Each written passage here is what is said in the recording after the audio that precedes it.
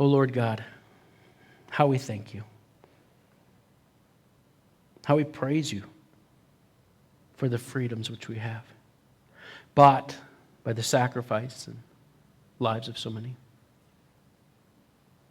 This freedom that we have to worship you, to glorify you, to lift up your name, to proclaim your word and your gospel, so rarely enjoyed by the saints in this church age. Might we never take them for granted. As we come to your word, might we be undistracted from the glory of your revelation, from the beauty of your Son, from the reality of your salvation. Might we, with eyes fixed on him, grow in the grace and knowledge of him and be transformed from glory to glory into his likeness by the power of your word, the working of your Spirit, through the instrument of your body. In Christ's name we pray. Amen. All right. So we continue on in what is undoubtedly one of the most famous passages of the Bible. If there was a greatest hits of the Bible, you'd have, maybe Genesis 1, Psalm 23, Psalm 91 perhaps, and then you would certainly couldn't do justice to that list without Matthew chapter 5 through 7 or the Sermon on the Mount. So effective, this sermon, that people will actually say that this is their centerpiece of their faith. And we've seen that that's not an altogether appropriate thing to do. However, it is a powerful passage, and we can see why it draws so much attention. However, as we have seen in our study, that the context of this passage is of the utmost importance. And we have to understand and recognize that when Jesus was sharing this beautiful and powerful message, that he was sharing it to a group of people who constituted Israel. They were Jews, right?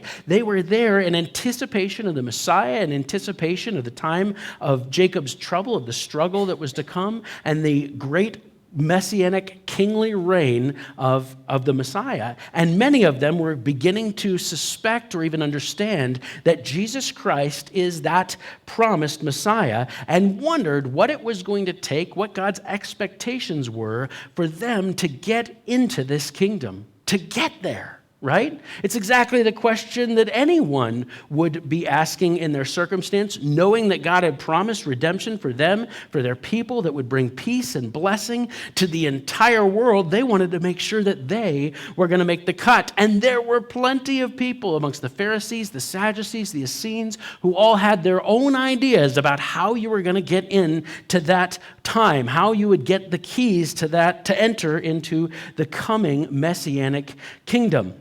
And so we saw that Jesus went through those positive character qualifications that would be expected of them. And then we also saw how there were so many eternal or gnomic principles that would apply to any of us and all of us. But we understood in this specific context how Jesus was outlining the character for those Jews in his time who, had they accepted Jesus as Messiah, would have been also the tribulation generation.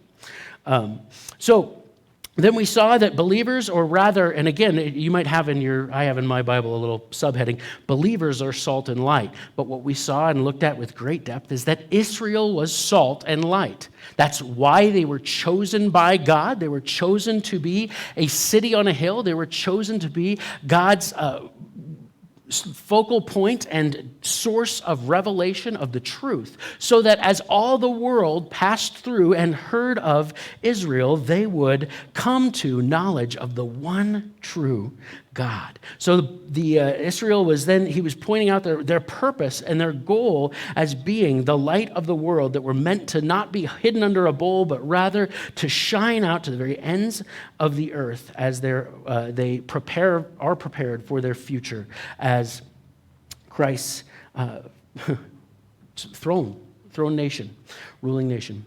Then we saw how Christ defended his application of the law in verses 17 through 20. He was letting the other people know, because as he would go and teach, as we saw, and gather these great crowds to himself, the Pharisees, the Sadducees, the established religion would say, he is destroying the law, which sounds a bit rude, but was really just a euphemism for he's not teaching it correctly. In fact, when he teaches this over here, it actually violates that over there. And so what does he say? I didn't come to destroy the law, I came to Fulfill it. And fulfill it is the euphemism for I'm teaching it correctly. I'm teaching it in its fullness. And then we saw that wonderful promise that not one jot or tittle will pass away until the whole law is fulfilled. And we saw in verse 18 that the word ginomai was used rather than plerao. Plerao was used to talk about how he's going to fully teach the law. He fully teaches the law, but he says it's not one of it's going away until every word of the Bible prophetically is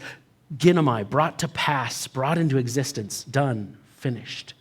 So then he met with them with the most shocking statement, which was found in verse 20. For I say to you that unless your righteousness exceeds the righteousness of the scribes and the Pharisees, you will by no means enter the kingdom of heaven. And again, we want to remind you, this is a huge statement. Upon hearing this, every faithful Jew who had traveled from the surrounding villages, who is sitting there waiting to find out what the messianic expectation should be like, to find out if this was the Messiah, when he said to them, your righteousness has to surpass that of the scribes and the Pharisees, their hearts fell right into their feet. Because there's no way, I'm just a fisherman. I'm constantly working with nets, staying up all night and swearing at fish. I have no hope of being more righteous than those self-righteous Pharisees running around fulfilling all the rules and then making more so they can fulfill those as well. I'm hopeless. I'm lost. There's no way into the kingdom. But what we find, for me, is that what Jesus is pointing out here is not some sort of new standard. He's trying to point out that the Pharisees and their hypocrisy were not nearly so righteous as they were given credit. Surely they might have, at least from some perspectives, been doing better or been able to make it appear as if they were doing better than all the commoners. And Jesus is pointing out that all of their religious flag-waving and poltroonery is completely on the surface. And a deeper, more real and thoroughgoing righteousness was what truly honors God. So in the previous week, we got to look at the sensitive subjects of marriage, adultery, and divorce. And again, I want to remind you that in neither of these three discourses was Jesus giving divine revelation on what marriage or giving marriage advice. If you want marriage advice from the Word of God, you want to be in Ephesians chapter 3. You want to be in Ephesians 5 and 1 Peter 3. You want to be in Genesis, the first few chapters. You want to be at our Wednesday night class on gender and how men and women are meant to work together.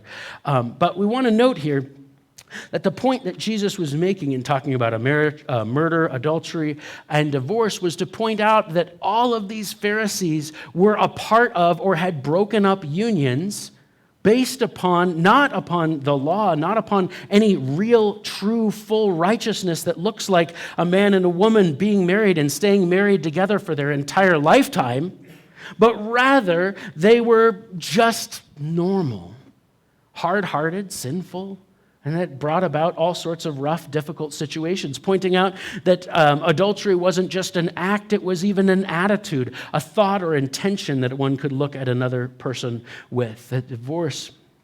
That murder was more than just the act of killing someone, but actually had to do with that hatred that they harbored, that standing hatred that they harbored in their heart for no reason towards their brothers and sisters around them. And the Pharisees, as we'll see as we go through Matthew, will constantly be criticized for their hatefulness and their religious uncompassion towards others, and particularly those who are suffering. So, as we move now into this passage of swearing oaths and retaliation and love of enemies, I want to remind you that Jesus is here pointing out again that no matter how religious the best religious person could be at the time, and we could extend that into this age as well, that they will not fulfill the full and simple righteousness of God. So we move on to the swearing problem.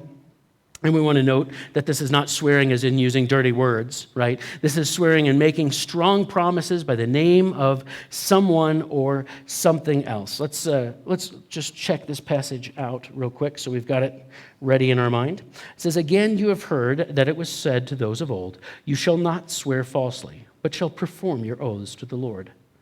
But I say to you, do not swear at all. neither by heaven, for it is God's throne, nor by the earth, for it is his footstool, nor by Jerusalem, for it is the city of the great king, nor shall you swear by your head, because you cannot make one hair white or black. But let your yes be yes, and your no, no. For whatever is more than these is from the evil one. So as you can see that swearing is here a way of persuading someone from our questionable or towards or away from our questionable credibility, right? It's a difficult situation, but you can pretty much always tell anytime you go into, say, a car dealership or some kind of sales situation, and the guy says, look, I'm not going to lie to you. What's really going on?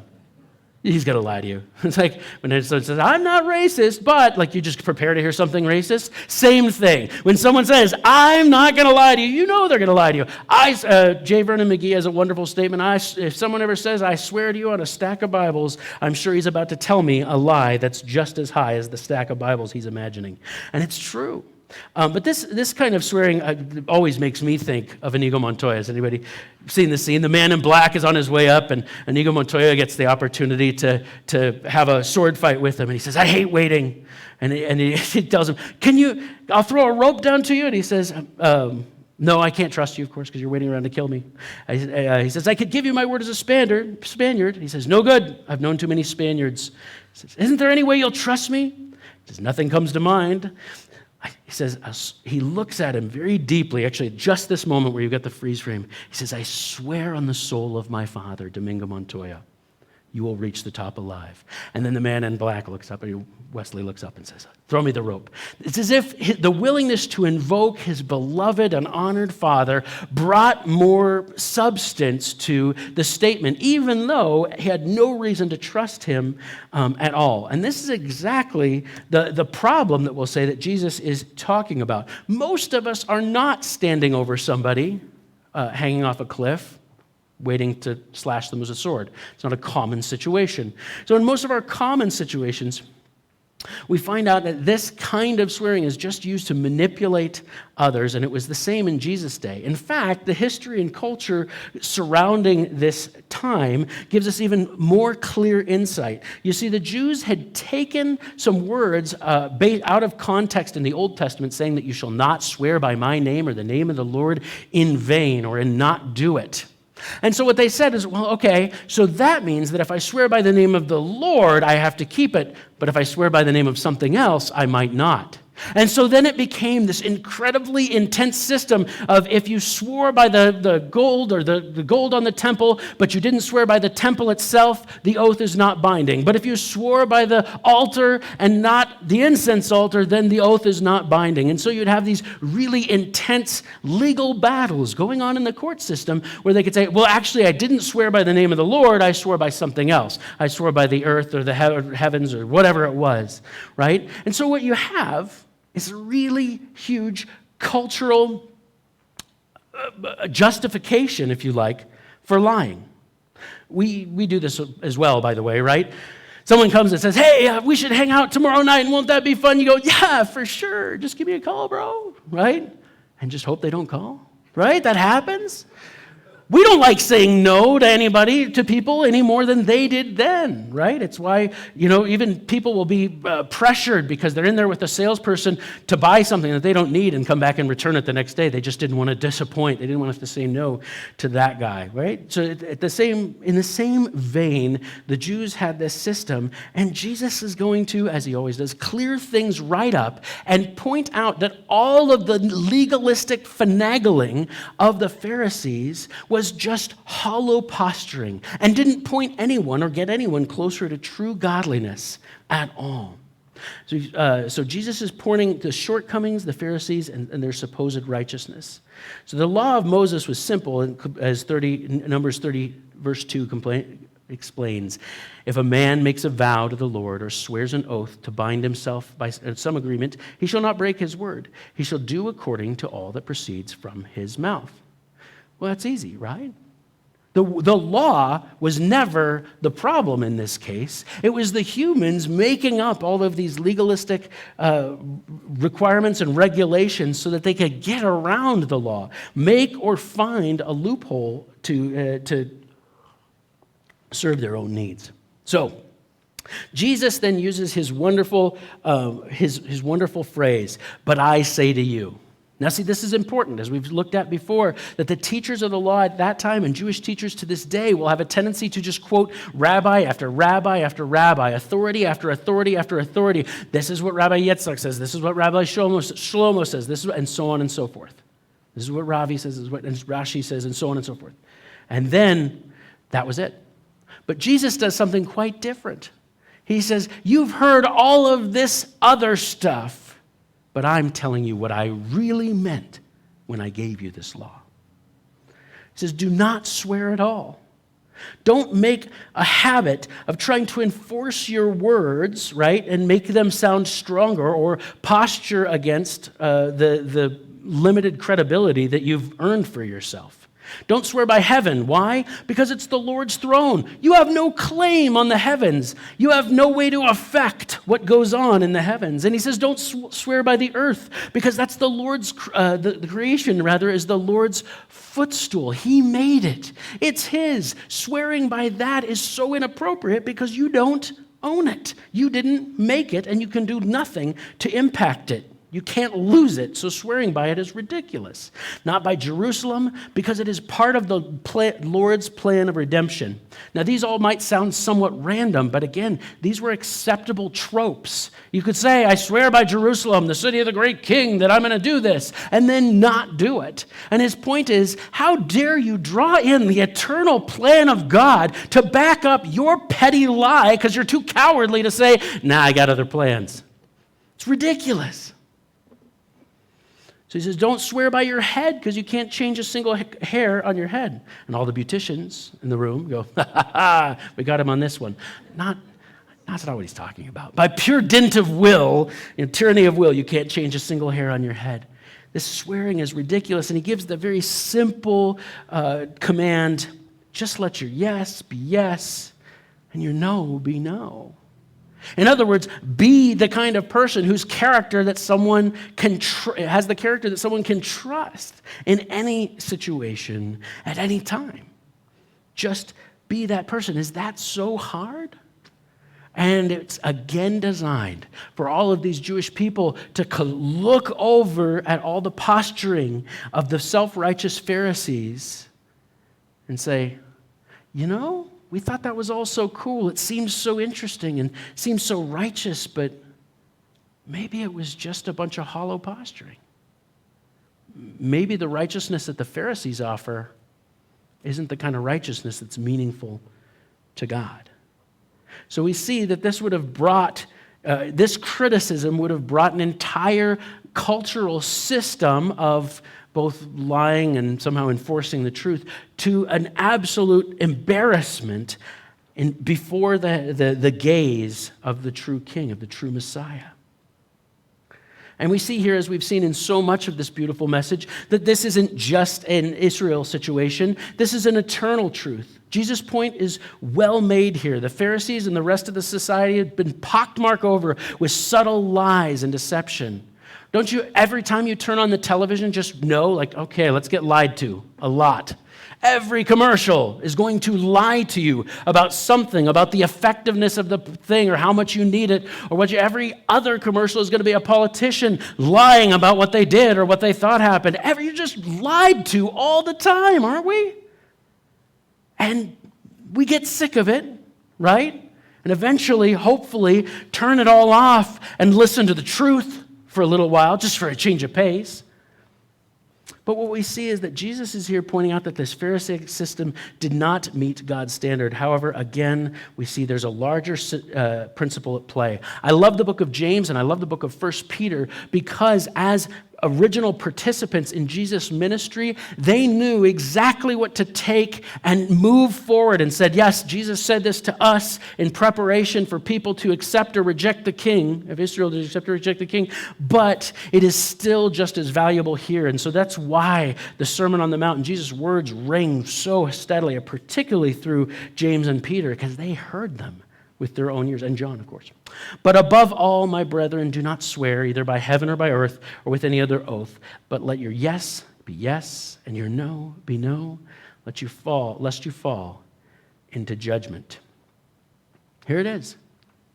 This is still a church age principle. This is still what it means to be walking by means of the Spirit. This is what it will produce, is a character that simply says yes when you mean yes and no when you mean no. Not trying to trump yourself up or convince others that you're trustworthy or reliable, but actually being reliable. And anything else, as we see, is from the evil one. Anything else has the sense of deception to it.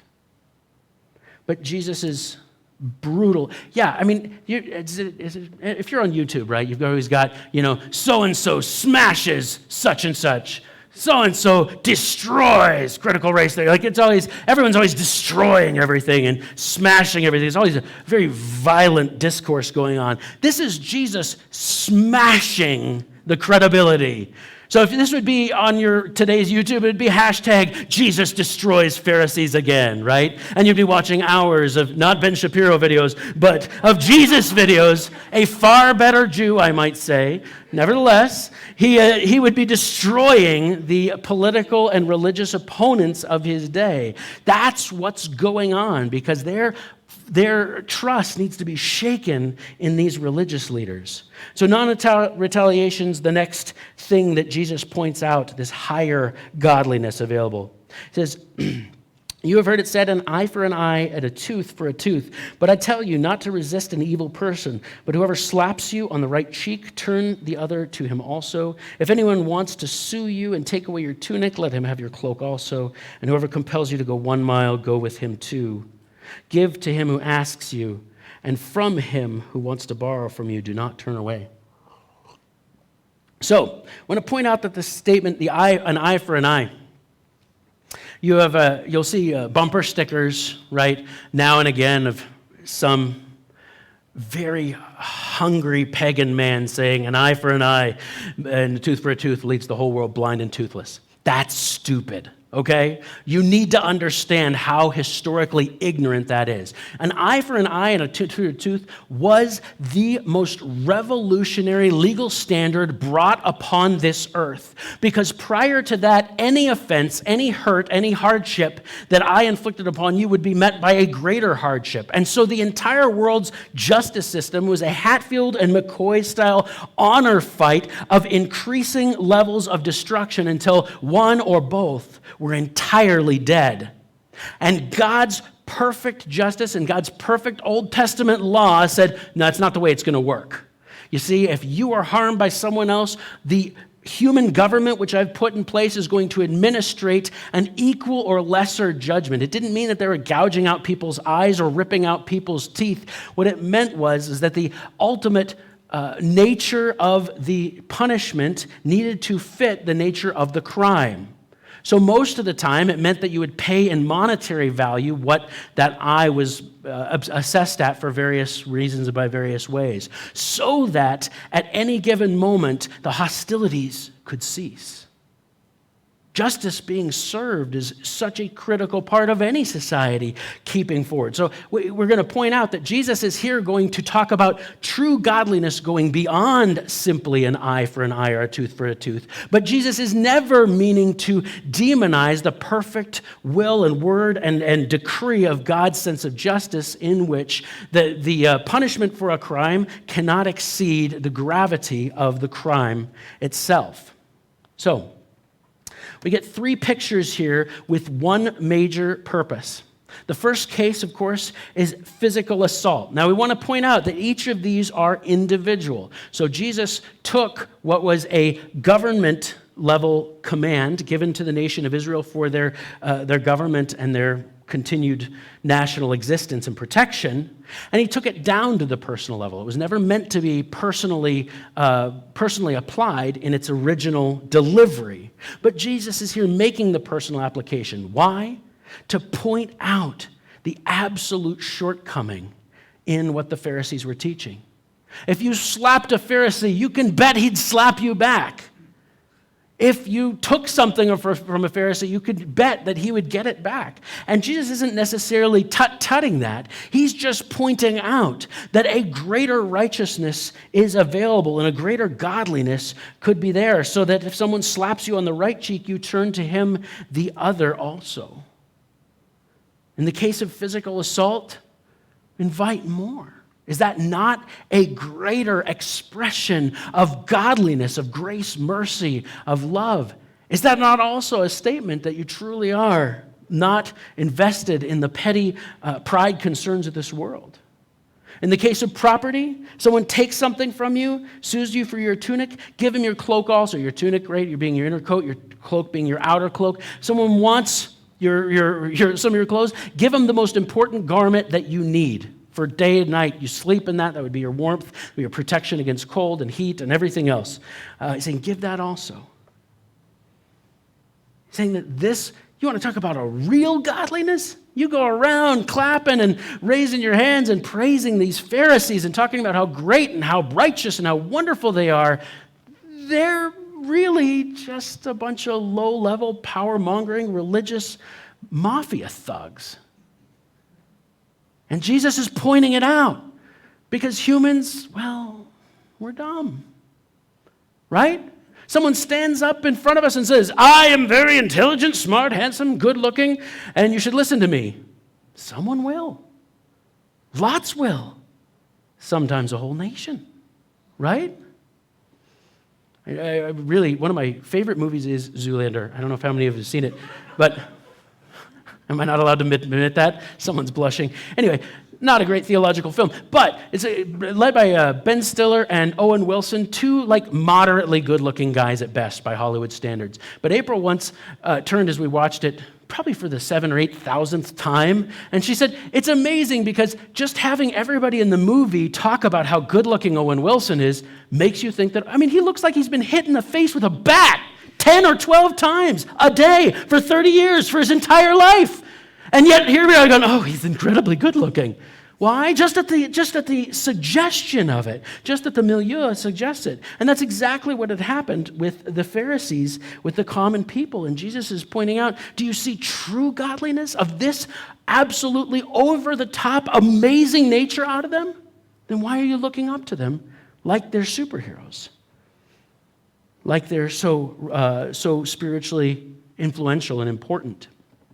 In the case of involuntary service, this was a Roman custom, which of course was particularly insulting to the people of Israel, being under the hand and the oppression of Rome. While they had certain freedoms, was not what they wanted and certainly was not their ultimate goal.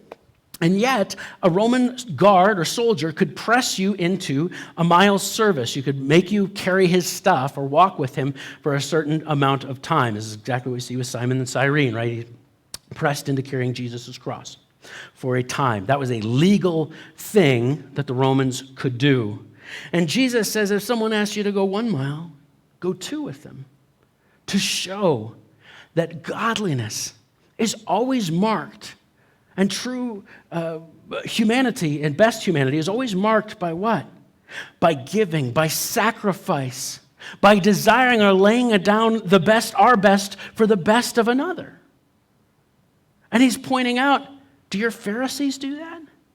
Or do they just use their religious position and their self-righteousness and their legalism to lord it over you, hiding their true sinfulness and their true poverty of spirit so that they can tell you what to do and rule over you?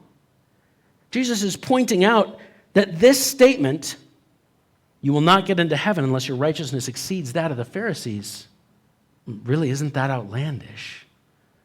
We're going to see, as we will always see, what it ultimately points to Jesus and their need to trust him. But aren't all of these pictures of godliness, of sacrifice, summed up in the mission that Christ had come to take on? It's the best way. He was about to show them the righteousness that was greater than that of the Pharisees. Rather than coming to bind up great loads for them or give them new rules or laws, he was about to go to the cross to take on their sin, our sin, to take on our disobedience and their moral failures. He was about to show them a righteousness greater than the Pharisees by doing exactly what he says. How frequently do we hear someone give a message of some kind and then absolutely belie it later that afternoon? Every Sunday at my house, if you need an example, just come on by. I'll, not get my nap and I'll be a cranky pants. And April said, "Did you hear yourself this morning?" To be quite honest, I'm rarely listening. But this point here that everything in this message is showing the absolute shortcoming of man-made self-righteousness, legalism, and rule following, and showing the ultimate sacrificial, loving, powerful character of Jesus Christ, yet to be displayed at the cross. Finally, the love of enemies. We move on to verse 43. You have heard it said, you shall love your neighbor and hate your enemy. But I say to you, love your enemies, bless those who curse you, do good to those who hate you, and pray for those who spitefully use you and persecute you, that you may be sons of your Father in heaven. For he makes his sun rise on the evil and on the good, and sends rain on the just and on the unjust. For if you love those who love you, what reward have you? Do not even the tax collectors do the same? And if you greet your brethren only, what do you do more than others? Do not even the tax collectors do so? Therefore you shall be perfect, just as your Father in heaven is perfect. So the love of neighbors is by no means new, right? Leviticus 19:18, and again reiterated throughout the Torah. Hating your enemies, however, is nowhere found in Scripture, right? This was actually the nearest references we can find is that this was added by the Essenes, that small, tight-knit little group of people who ran away from society and started their own club. Part of their theology was that they believed very strongly in double predestination, that if you were chosen, you'd be there with them, and if you were not chosen, you're out, and therefore God hates you. So that then justified this entire morbid theology, not scripturally, mind you, but this whole entire morbid theology that if you're one of us, you're good and we love you, and if you're not, you can go to hell and we're happy about it. And this, Jesus points out as being the absolute furthest thing from the heart of God. He's saying it wasn't enough. This ideology is that it's not enough to love your neighbors, those who are in your crowd, but you are actually now to hate your enemies. I mean, this is extraordinary and heartrending and really truly difficult. We talk about how fragmented our society is, but the Jewish society, while everybody was Jewish at this time, the Pharisees and the Sadducees, the Zealots and the other political extremists, the Herodians, none of them got along. Had trouble at, the Pesach dinner and all of that. It was difficult to be around your obnoxious zealot cousin who every single time he took a bite had to talk about how much he hated Rome and he was going to take it over and kill all the soldiers, right? It was a divided world, just as our world is today. And many people, and some of them, again, the Essenes specifically, religiously encoded that and said, either you're one of us and we love you, or you're someone else and we hate you and you're out. Wow, that's extreme, isn't it?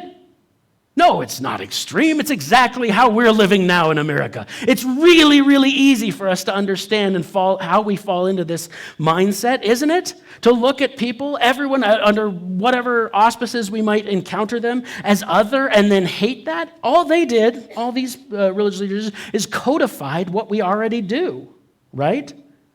But then Jesus interrupts that narrative with God's kind of love. God's kind of love, we're told here, is expressed to all people.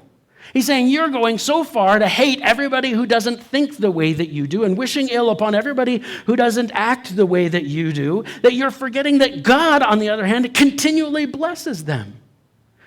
All these people who will reject God, who will spit in his face, yet they experience joy, providence, happiness, pleasure. They get to go camping and fishing and ride the big rides at Disneyland. They get to enjoy the pleasures of getting married and having children. And they're dear to them. And they cry and they laugh and they go to graduations. All these unbelievers get to experience this because of the amazing common grace of the God of the universe who loves them even though he hates them. Even though he knows their ultimate destiny, he still blesses them with his providence, with his love, with the mirth and pleasures of all kinds. That's God's kind of love. So Jesus is here just simply saying, if that's the way God treats them, can you not treat them the same way? Because that's one of their biggest arguments as to why they don't need God. I'm doing fine. I got a family. I'm happy. I'm healthy. I'm doing great. And they need someone to say, yeah, that's because God loves you so much that even though you reject him, that he allows you to experience those pleasures. He wants you because he loves you so much. But because he loves you so much, he sent his son to die for your sins so that you could know him for all of eternity. See, the tragic thing is that in our flesh and in their deception, right, they're going to misinterpret God's blessings and gifts as some sort of way to ignore him entirely. But it's our job as believers to say, God loves you so much, you continue to experience all this joy and pleasure for which he designed you. But there's so much more that you're missing by not entering into this relationship with him by grace through faith. Talking about God's amazing love, we want to note that God that only exists on conditions is not God's kind of love. Love that only loves because you make me feel good, or you do something for me, or you provide something for me, is not God's kind of love. That's why when Paul is writing about marriage, he lets everybody know that husbands, you need to love your wives as Christ loved the church. Not because she's a good cook or because she's sweet or smart or helpful, but because you choose to love her along with all that. In other words, it can only come from the ultimate and infinite source of love, which is Christ himself. Love that's based upon what benefit you can gain from the other person is not God's kind of love. Love that desires the best good of the loved one, regardless of the cost. And we're going to add to this, without demand of anything in return.